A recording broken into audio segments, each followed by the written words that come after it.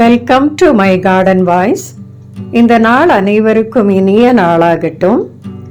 இந்த வீடியோவில் நம்ம எல்லாருக்கும் தெரிஞ்ச கிரேப் ஜாஸ்மின் அல்லது பின்வீல் ஃப்ளவர் பிளான்ட்னு சொல்லக்கூடிய சின்ன இந்த நந்தியாவட்டைன்னு சொல்லுவாங்க தமிழில். குட்டி குட்டி பூவாக இருக்குமே அந்த நந்தியாவட்டை.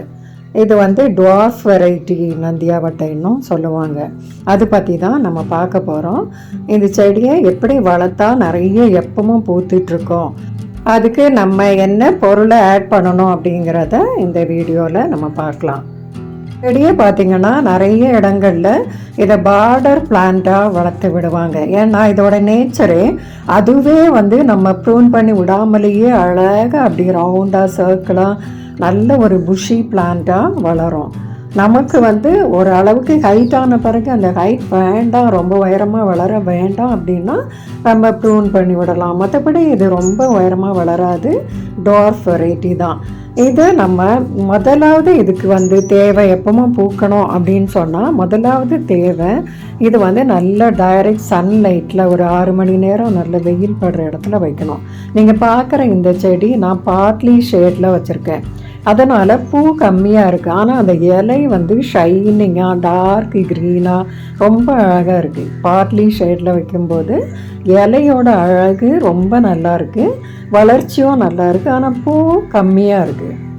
அதனால் நம்ம கண்டிப்பாக நல்ல டைரக்ட் சன்லைட் படுற இடத்துல இதை வைக்கணும். ரெண்டாவது மண் கலவை. இந்த செடியை பொறுத்த வரைக்கும் நம்ம தோட்டத்து மண்ணோட கொஞ்சம் நம்மகிட்ட இருக்கிற ஆர்கானிக் உரம் அல்லது மாட்டுச்சாணம் இந்த மாதிரி இருந்துச்சுன்னு சொன்னால் அது மட்டும் போதும். அதில் இதை நட்டு வைக்கலாம். இதுக்குன்னு ஸ்பெஷலாக இந்த மண் தான் அப்படின்னுலாம் கிடையாது.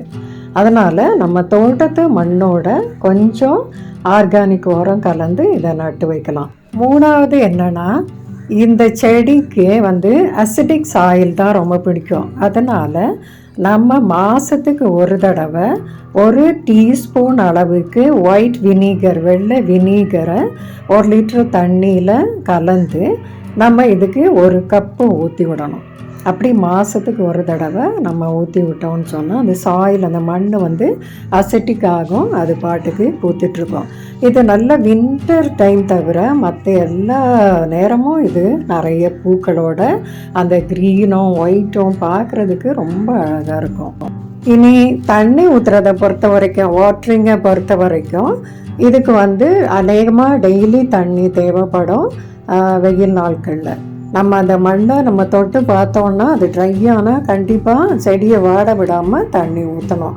நான் டெய்லி தண்ணி ஊற்றிட்டுருக்கேன் இதுக்கு.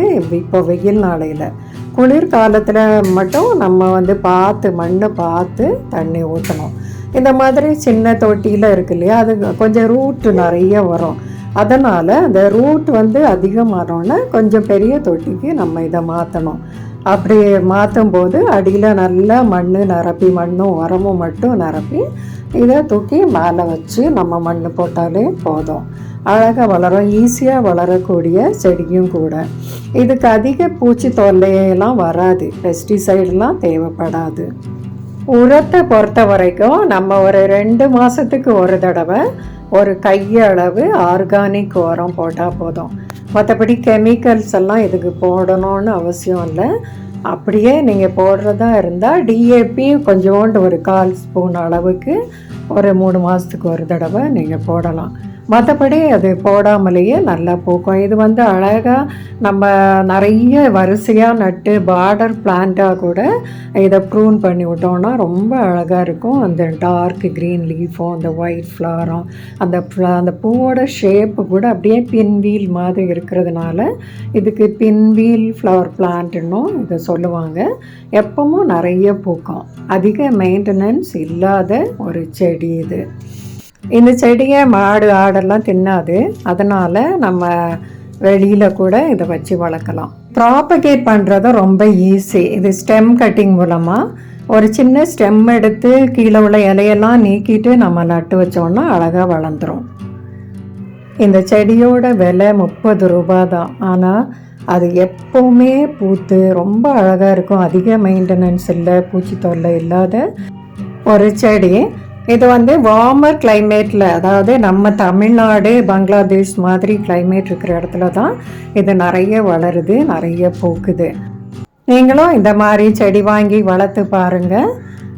இந்த வீடியோ உங்களுக்கு பிடிச்சிருந்தா லைக் பண்ணுங்கள், கமெண்ட் பண்ணுங்கள், சப்ஸ்கிரைப் பண்ணுங்கள். தேங்க்ஸ் ஃபார் வாட்சிங்.